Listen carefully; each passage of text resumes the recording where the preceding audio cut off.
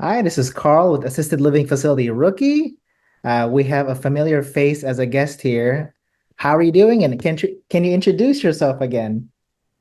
All right. Yeah. So Kim Rodriguez, I'm assisted living consultant. And so I operate mostly in Virginia, Florida, and Texas.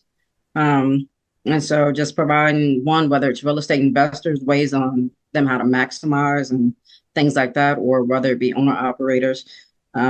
I kind of do it all. So, my nickname is Rolodex. So just like Yes. a Yeah, major resource hub. yeah, like we met physically, I think last summer, and then you were a guest on the show, I think shortly after that, or a little bit before that, something like that. It was around that time. Yeah, Yeah. so it's Yeah. been Yeah. I remember. it's been quite a year. It's been quite a year. Some stuff, Mhm. some big things. Yeah, yeah. It's definitely been a crazy year. It's been a good year. It's been a hmm good year.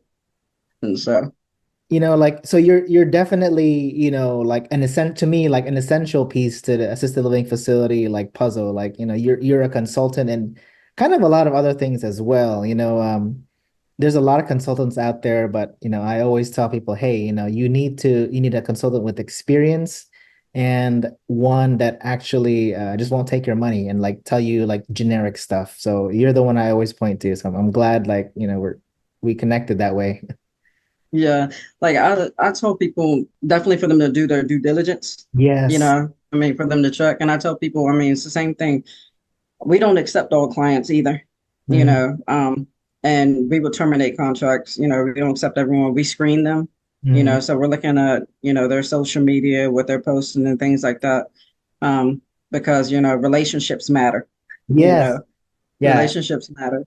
And Who so, who it is really does matter. Yeah. yeah, so we want to make sure that we are connected with one, positive, like-minded people who their focus is passion in senior care or adult programming. That they're not just there just for the money aspect of it, but they truly have a desire to want to provide services and things for the seniors, but also ensuring that they definitely have good character, moral, things like that. And those are the things actually, even when you submit a lot of the applications, there's actually like like the statement that you have to sign off saying, you're going to be of good character, good moral, and Yeah. all the other, things that come along with it.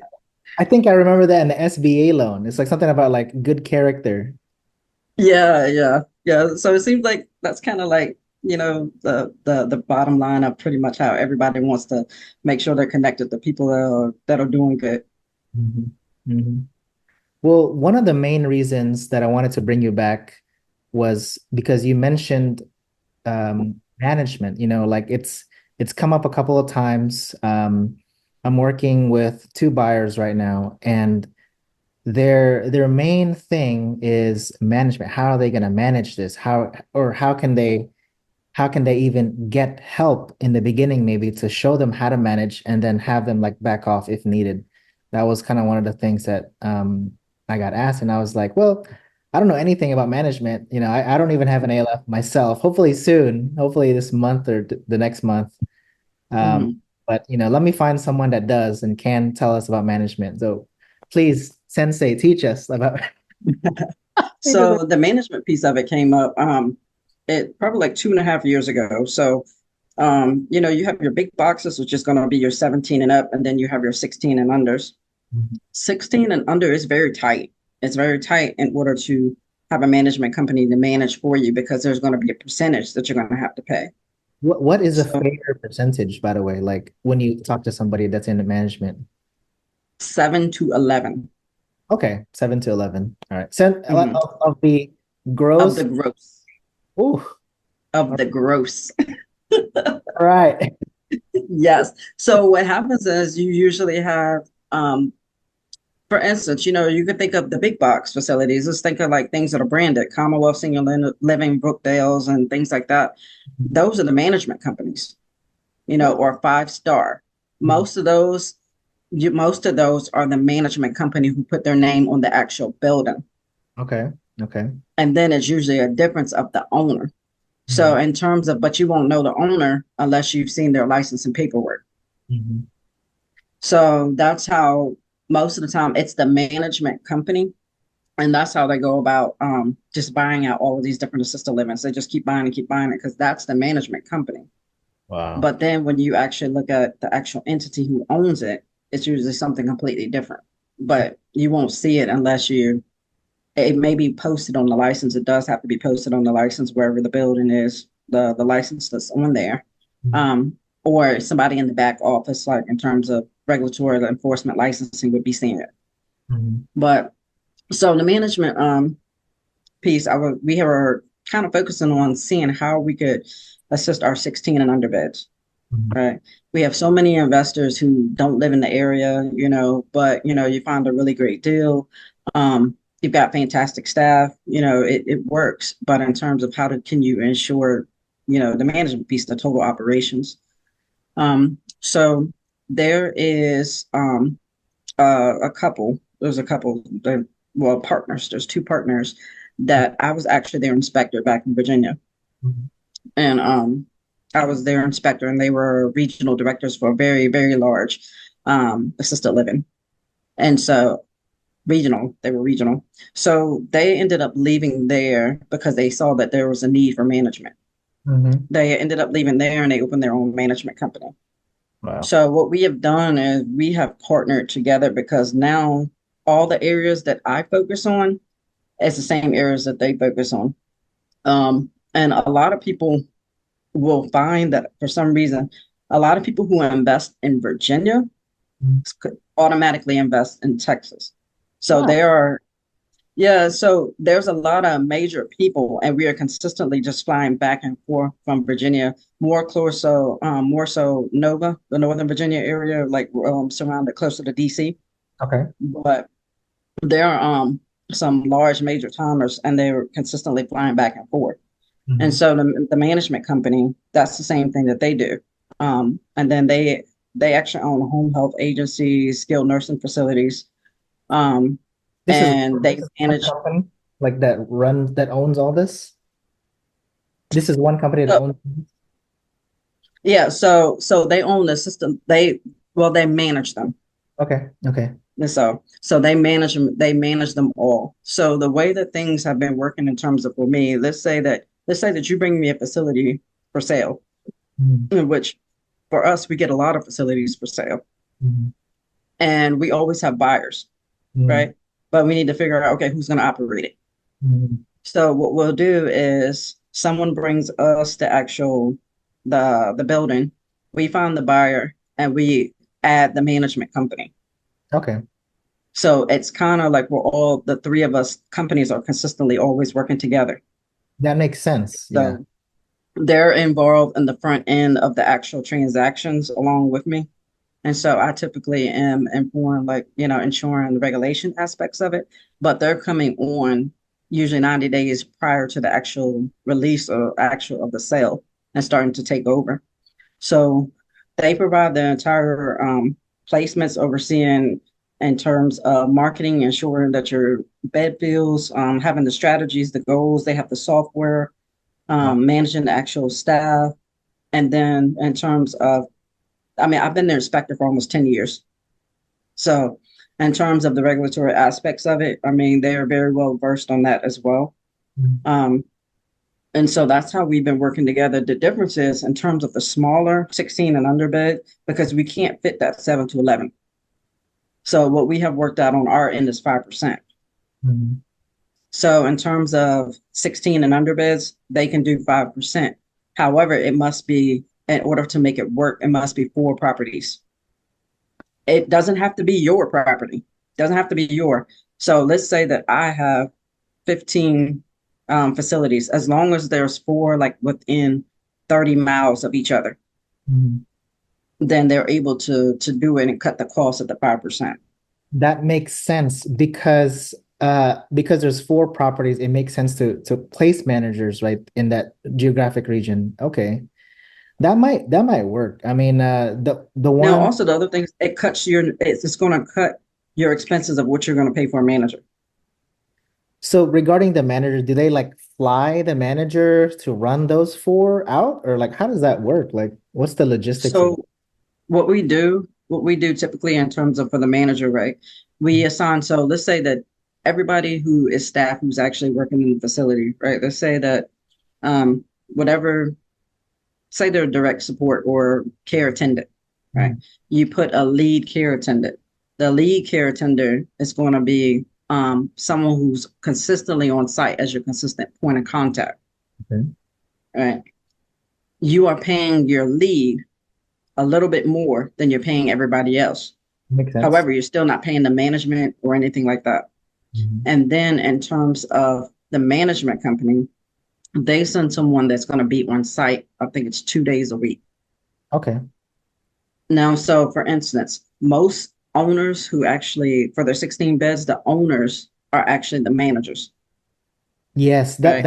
that's what I plan to do. I plan to be there Monday and Tuesdays, and then maybe Fridays, but at least two days out of the week, maybe three. Yeah. And so the way that it works is, I mean, because the regulations and the standard doesn't require you to be on site, it requires you to be available 40 hours a week.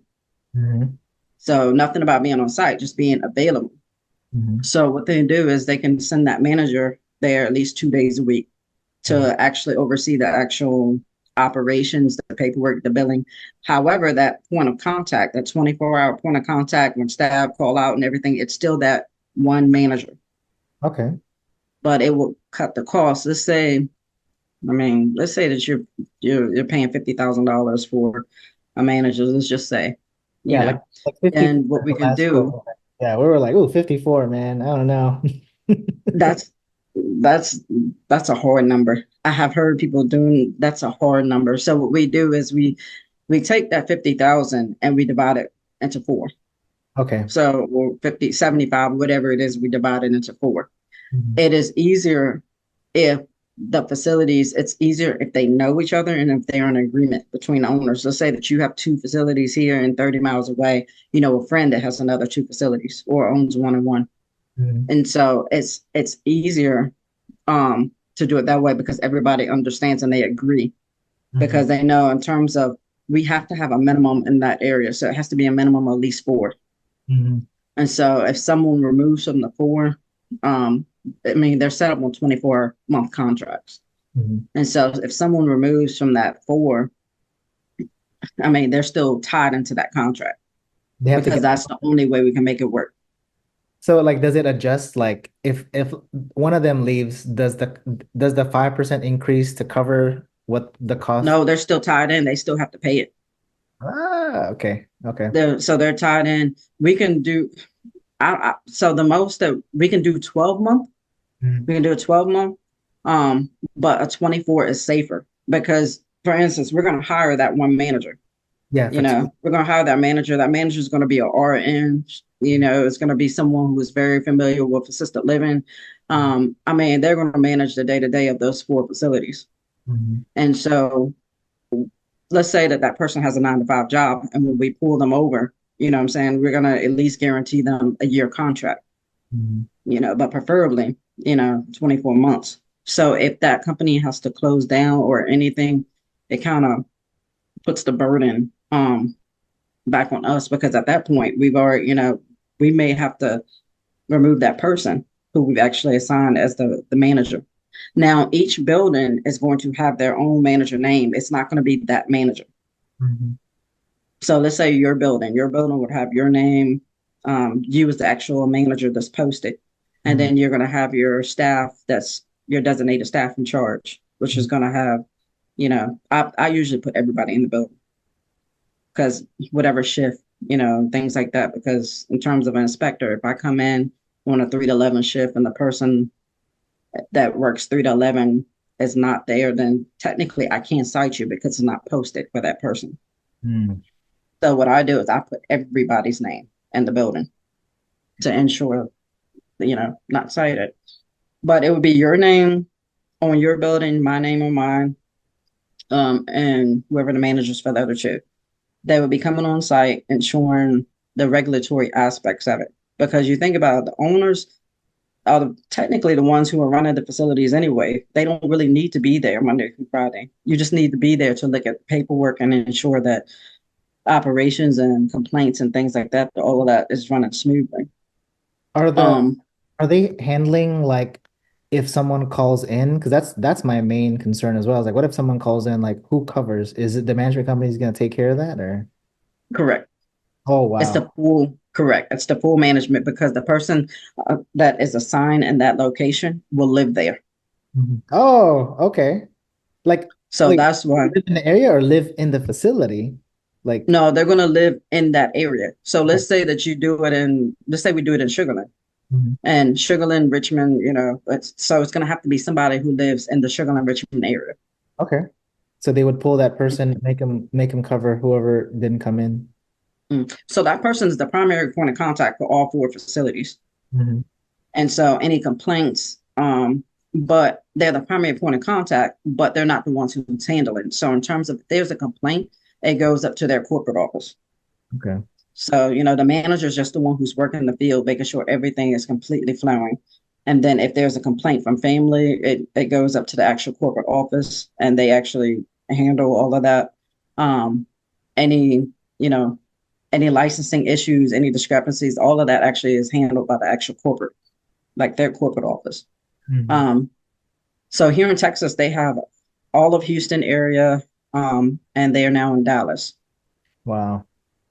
And so we've made the agreement, that they can drop it down to 5%, um, as long as we can ensure that we can give them four buildings, which in order for four, you're going to need to be like a 16, maybe 14. But, somebody that's doing a 6 or 8 is not going to work. Yeah, yeah, it's not enough for them. The one that we're hopefully trying to close on is a 13. My one client, we just saw it yesterday, man. They love it. It's a 14 bed, and I have another person. Hopefully they'll get 14. They're working on it. I don't know where their mind is at. So you know this person. We won't mention it. Like, so for instance, I mean, I probably have about 6 clients who are ready. They need management. Mhm. Um, the problem is they're too far out spread. Like one of them is in Waco. Ah, yeah. Um, one's in Waco, one's in Dallas, San Antonio. So I do have a good number that's coming up in the Richmond Sugarland area, and I think that we can cap out right at the four. But one, it makes it beneficial for everyone because one, let's say if you're going to pay $50,000 to a manager, Mhm. you would be paying that management position like probably 50%, probably Mhm. 50% less than what you would actually be doing, like hiring for a manager. Only difference would be if you as the owner were doing it yourself, Mhm. but did you still plan on hiring the actual manager? Because that is, for instance, my smaller facilities, what I usually do for them is all staff have received assistant living managers training, Mhm. and we have one person that does All staff, like even the caregivers, like still take it. everybody. Wow, that's awesome. But but Yeah. my thing is, uh, why I'm like it's such a great benefit, Yeah, it you is. know. Like I have found some people kind of get scared, about everybody taking that, but I'm like, you want your staff to know as much as possible, Yes. you know. And I mean that course is not that expensive, Yeah, you know. it's like 200. Oh, I don't know, but something like around there, something like Yeah. 200. So we send all of our clients through Miss Gilchrist. We Yeah. send everybody, yeah, through Miss Gilchrist. So Mhm. I'm like, that's to me, it's just such a benefit. I want people to know more. Yeah. I want them to understand the regulations and know, what they can and what they can't do. Mhm. Um, but what we do from our facilities is for everybody to take that training.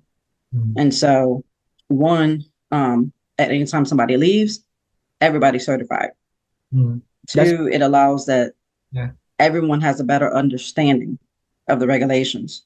Mhm. Because the issue is, let's say your policies and your procedures, Mhm. right? Our staff, they don't dig through those policies and procedures, right? However, if they can understand the regulations from that course, it makes more sense to implement it. That does. That does. Um, if you've done well, if you're using your PMP and you've never taken that course, then I have found people, who will say, well, well, why do we have to do this? Kim, can we just take this out? Can we just remove this? I'm like, that's the state regulations. I can't remove it. And so I'm like, if they're educated, if they take that training, then they have an understanding of why I'm telling them to do something. Mhm. You know, I think they often think that it's busy work. It's not. It's just it's because the state says so. Mhm. Yeah, that's a I mean that's a that's a new idea to me to make everybody take it. And why not? Why not? You know, I feel like it empowers your staff and like if they feel empowered, they're more likely to stay. They know why you do certain things. Like you're not just being like a jerk or something like that. So that's a really good actionable idea. I like that. I like that. So there's two things for mine that so we have monthly training, but I'm also on site, one on one with my facility. So one, everybody has to take the assistant living managers course. Mhm. And two, everyone has to sit down either with me by a group, and we actually go page by page through those PMPs Wow. because that is the biggest piece of where you're going to get cited, Mhm. by not following your own policy and procedure. Mhm. So having making sure that everybody has an understanding of it. This is when they're new coming on, but anybody else new, that's the same protocol from when they come on. So you have your orientation training along with having a manager sitting down and going page by page because it makes a world of a difference when they know. I have a request, Kim. If you can do it, I don't want to do it, but someone should do it. Can you offer a service where you digitize the facility's own policies and procedures and just show it to them without like with every new onboarding? Is that something that you guys can offer in the future, maybe? Like it's a lot of work, but I'm just thinking like, man, instead of one person having to teach them every single time, why not just have like a video, like personal, Yeah, so yeah, custom. so for instance, let me tell you, so we do monthly training every month. We do about 4 hours. Mhm. And what it does, it's in depth role playing. So it's usually Chris and I role playing in depth, Wow. showing you how to do hands-on transfers, making sure that you understand how to conduct an assessment. Now, the nurse, PCP, the pharmacist, anybody who's a qualified health profession can actually do that assessment. Mhm. But you think about most facilities are sending their staff out and they're not qualified health professions. They're Mhm. sending them out to do the screening. But when the resident comes, then they will have someone who's a doctor or nurse actually fill out the true assessment. Mhm. But having them understand, if they understand how to conduct the assessment according to uniform instruments, Mhm. if they understand it, it makes it easier for them to complete the actual service plan. Mhm. The benefit of the service plan, not to have check boxes, not to have check boxes. The benefit is to have it detailed person to person so that you can figure out what makes that person happy and keep them ensure that they're happy. So it reduces your turnover. Mhm. And so that's one thing. I mean, we implement that training every month. Now, in terms of the actual policies and procedures, so yes, what happens is every training that we do, we record it and then we send it to them. That's good. That's good. Okay. So if I'm doing a policy and procedure review with you and your team, then we record it and then we send it to you so those who aren't present, so they actually have access to it. That's good. Yeah, because I was like, man, because what if I hire somebody a week after? Then you would have to come back or something like that. So that's yeah, that's good. It's good that there's a recording. And I think the biggest thing is when you're doing the training to make it fun. Hmm. I mean, to make it fun. Like I said, Chris and I, we role play all the time. To make it fun. I mean, because reading through 250, almost 300 pages of P&Ps can be boring. Yeah. You know, Yeah. It's a um, yeah.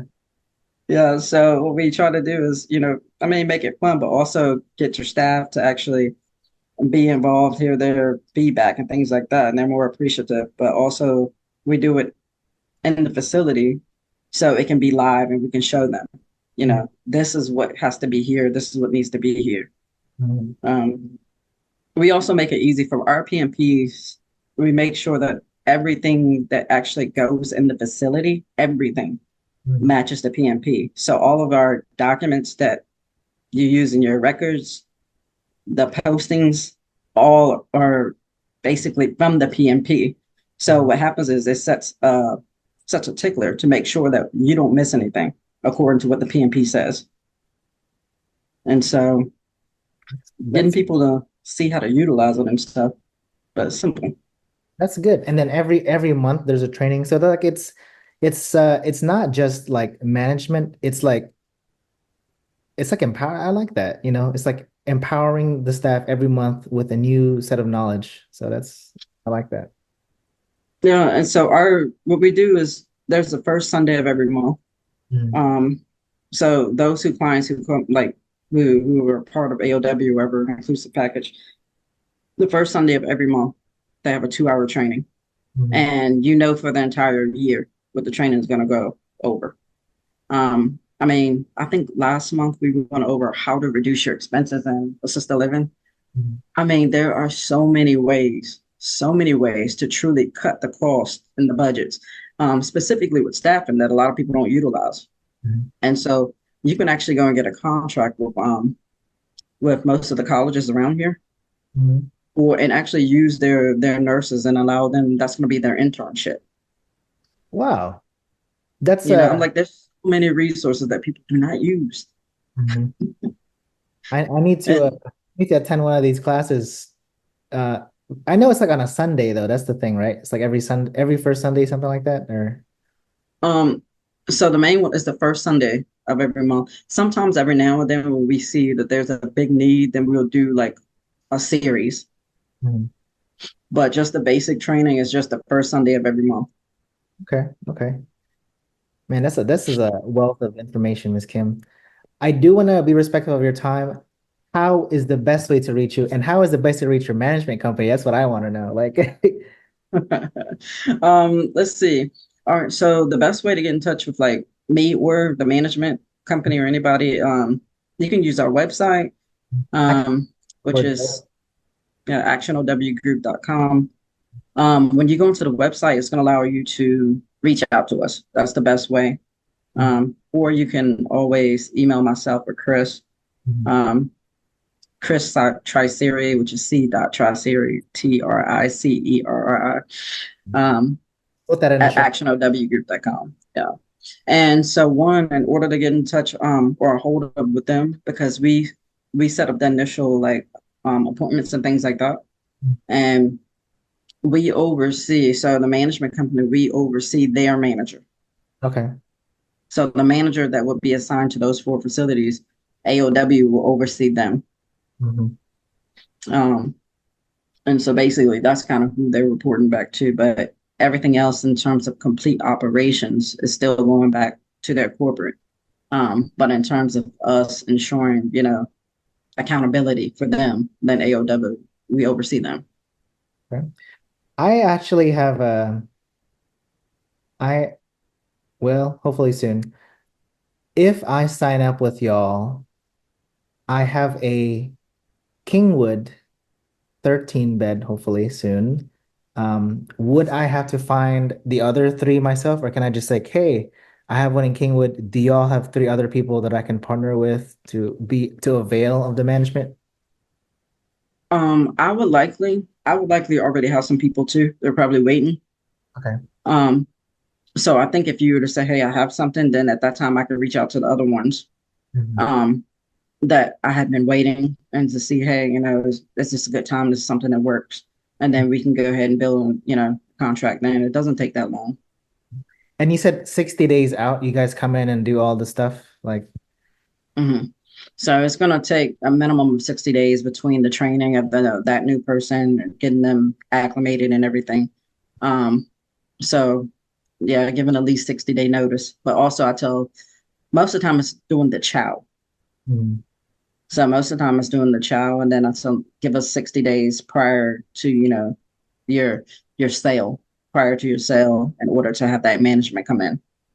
Yeah, because my thing is like, with these assisted livings, like everything is so like hush hush because they don't want to scare the staff. I was like, I don't know if I can do this like 60 days before thing. Like, because they're gonna be like, "Who are you?" Like, you know?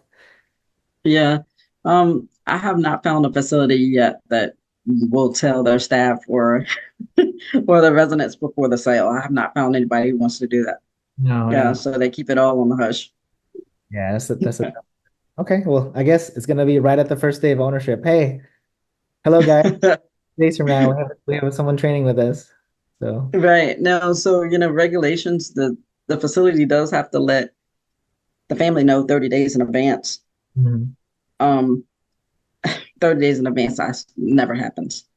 It never happens because they always want to wait until the sale is done. Yeah. Um, so I mean, they could get cited for that. It just depends, you know. So I mean, because technically it doesn't meet the regulations. Mhm. Um, but I found at Child's that they are not really digging through all of that. Mhm. Okay. And so I might need to talk with the seller about that then, because we do want to keep everything as legit and as ethical as possible. So, yeah. yeah, yeah. So yeah, you gotta let them know. And I know it stirs up, chaos and confusion because then your staff get nervous. Mhm. I guess the best thing is just reassuring them, reassure them, and specific. Maybe if the new seller is agreeable to come in, like, I mean, they really should be having that transition during that time, the new seller coming in, introducing them, stuff like that. Yeah. But the downfall is that, a deal could fall through at any moment, Mhm. Yeah. Yeah. so, Yeah. That's I agree with that too. Yeah. Things so crazy. that's why most people don't do it ahead of time because it could fall through, you Mhm. know. But yeah, if that's the right way to do it, then we'll figure out a way to make it Right. done. Yeah, got it.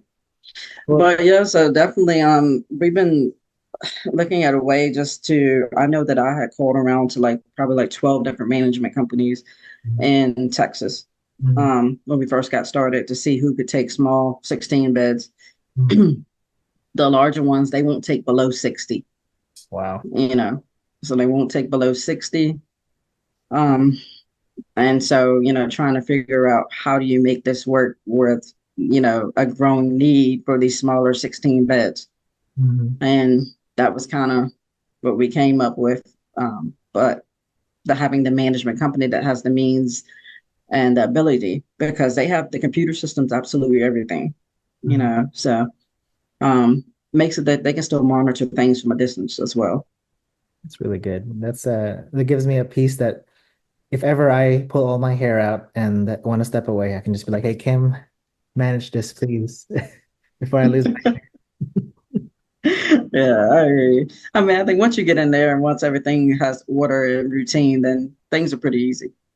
That's good. That's good. And so, Well, it's a pleasure, Miss Kim. A lot of people will find this very comforting for sure, and I hope a lot of people reach out to you so we can all have three. I can have three other partners. okay, yeah, I've got some others as well. So, Well, thank you, Miss all Kim. right, Appreciate your no time, problem. and I'll see you around Facebook in the real world. Yes, yes. So we'll talk soon. Talk soon, Missouri City. Woo. All right, thanks. Bye bye. Bye, Miss Kim.